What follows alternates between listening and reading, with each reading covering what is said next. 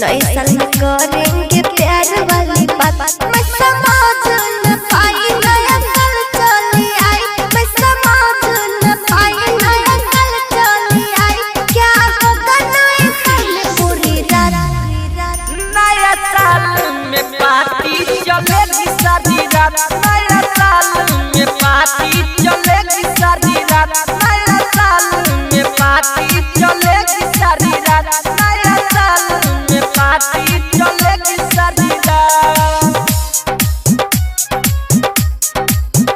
नया साल में पार्टी चलेगी सारी रात, नया साल में पार्टी चलेगी सारी रात।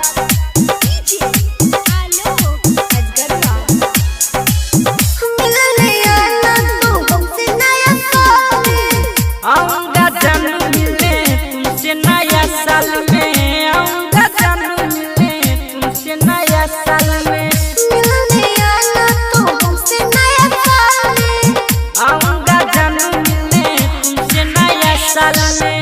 सुन मेरे ओ राजा पास मेरे तू आजा, सुन मेरे ओ राजा पास मेरे तू आजा। अरे तेरे तेरे हाथों में नया साल में पार्टी चलेगी सारी रात, नया साल में पार्टी चलेगी सारी रात, नया साल में पार्टी चलेगी सारी रात, नया साल में पार्टी चलेगी सारी रात,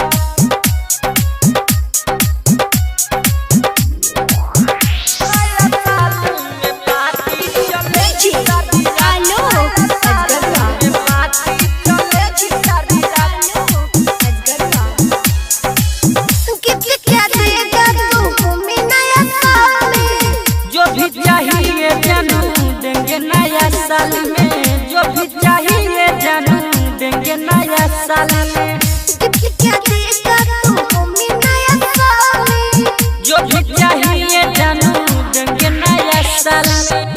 नया साल है आया बेकरारी बढ़ाया, नया साल है आया बेकरारी बढ़ाया। अब रहना है मुझे तेरे साथ, नया साल में पार्टी चलेगी सारी रात,